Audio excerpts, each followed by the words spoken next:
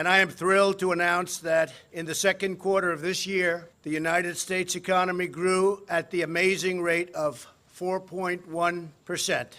Trump's policies would throw us into a recession, the last thing we need. We're on track to hit the highest annual average growth rate in over 13 years. During each of the two previous administrations, we averaged just over 1.8% GDP growth. By contrast, we are now on track to hit an average GDP annual growth of over 3%, and it could be substantially over 3%. One quarter of growth does not a transformed economy make. As we all know, the numbers bounce around a lot from quarter to quarter. President Trump is going to take a lot of credit for these good numbers. Don't believe him. It's a lot of people who bought things because they're worried about his tariffs, and a lot of false growth from tax cuts juicing the economy. There can be a sugar high in economics. And so do you remember Cash for Clunkers, which was their brilliant idea? For Stimulate? Okay. Oh, yeah. So they bought a bunch of clunkers, and then the people had to go out and buy a new car. And so then GDP growth went up a lot in that quarter, but then after that they had a new car and it went back down, right? And so that was a sugar high. What we see is capital spending, and capital spending increases supply. And so all of those factories that are being built this quarter are going to produce output in the next quarter, and that output is going to sustain the growth, and that's what the president talked about. Each point, by the way, means approximately $3 trillion and 10 million jobs. Think of that. Each point, you go up 1 point. It doesn't sound like much. It's a lot. The person you just mentioned, who I'm not going to advertise for, that he's going to bring all these jobs back. Well, how exactly are you going to do that? What are you going to do? There's no answer to it. He just says, well, I'm going to negotiate a better deal. Well, how exactly are you going to negotiate that? What magic wand do you have? These politicians ran for office pledging to crack down on unfair foreign trade, only to get elected, get into office, and then do absolutely nothing except let our country get ripped off. But I'm not like other politicians. I've never been a politician before.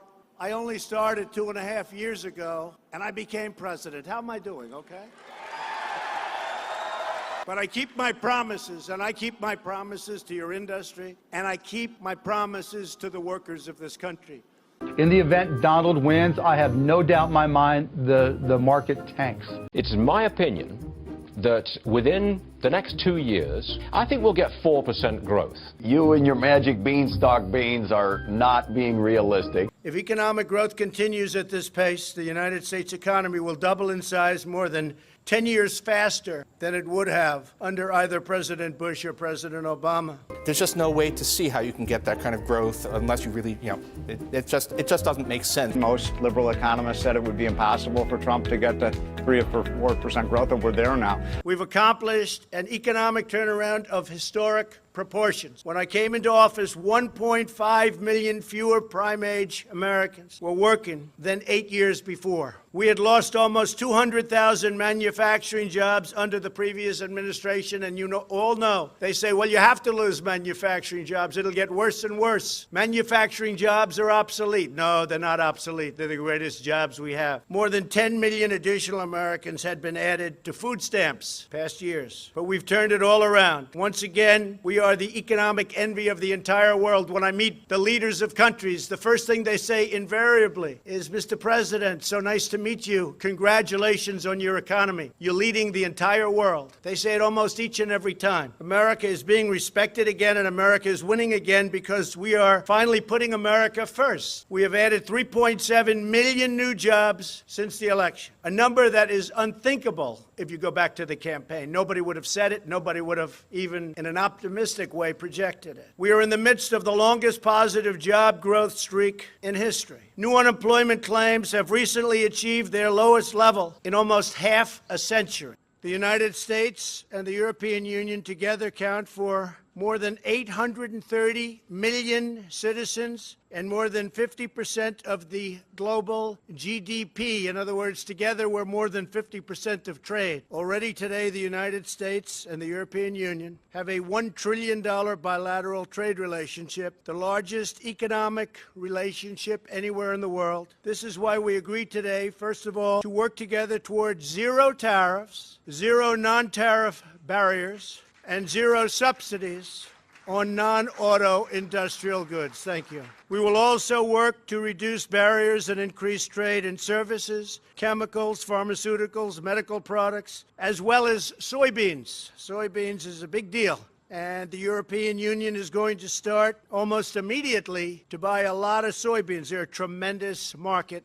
Buy a lot of soybeans from our farmers. This will open markets for farmers and workers, increase investment, and lead to greater prosperity in both the United States and the European Union. It will also make trade fairer and more reciprocal, my favorite word, reciprocal.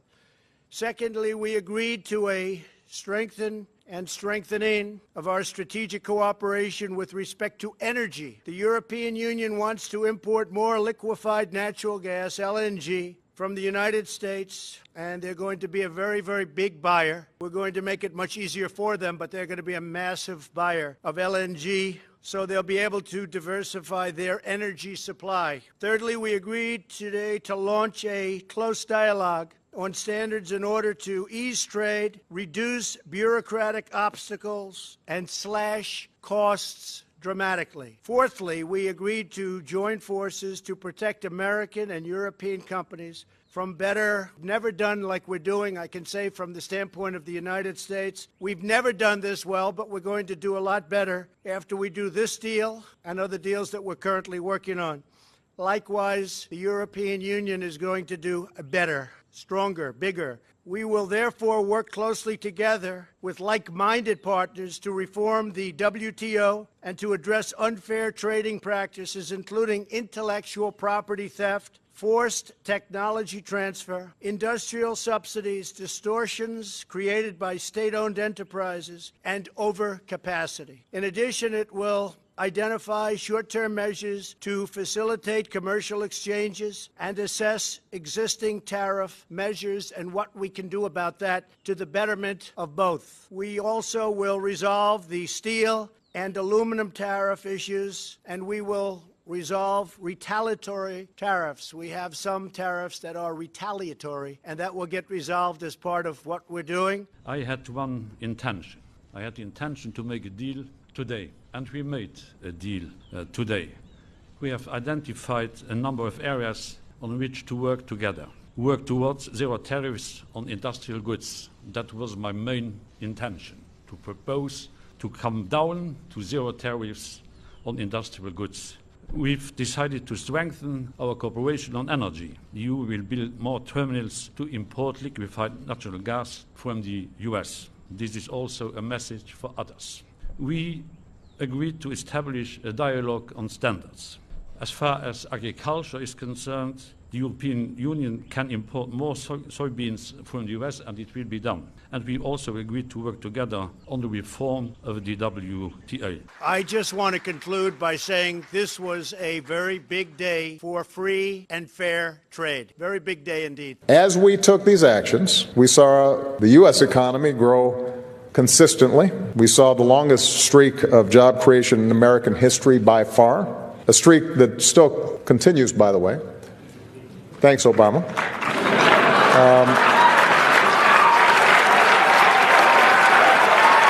And President Obama, he wants to take just some of the credit for the strong economy that we've got in this first year of the Trump administration. As a Democrat, do you think that President Obama has a point there? Stuart, I'm laughing. Do you notice how hard I don't know? I don't know if I can stop laughing to answer the question. Look at what President Trump has done, and I can go on for a while here.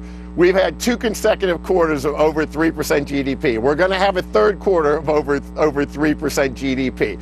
Look at what we've done in manufacturing. We've created, since President Trump got elected, 16,000 manufacturing jobs every month.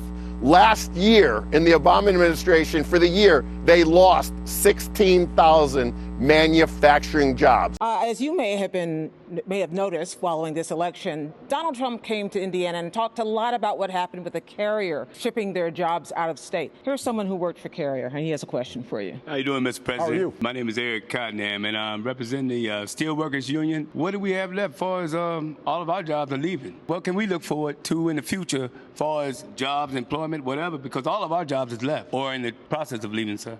And when somebody says like the person you just mentioned, who I'm not going to advertise for, that he's going to bring all these jobs back. Well, how exactly are you going to do that? What are you going to do?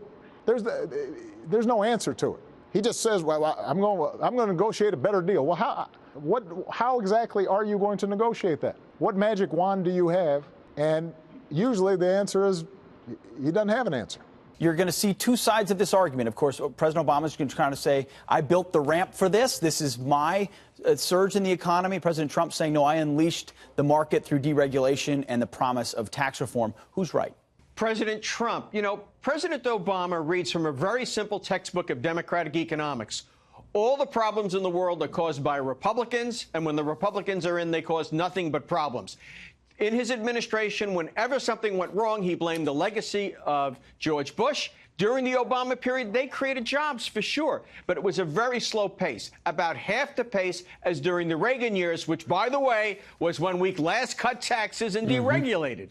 Would these things be happening if it was President Hillary Clinton right now? So would we be seeing this growth with a different president? Absolutely not. The whole mantra of the Obama-Clinton presidency, we live in an age of limits, that the economy can't grow, that the wealthy are stealing it all, and we have to redivide a limited pie. Whereas the whole notion behind Trumponomics is let's make the pie bigger, let's create more opportunities, let's give everybody a ladder up.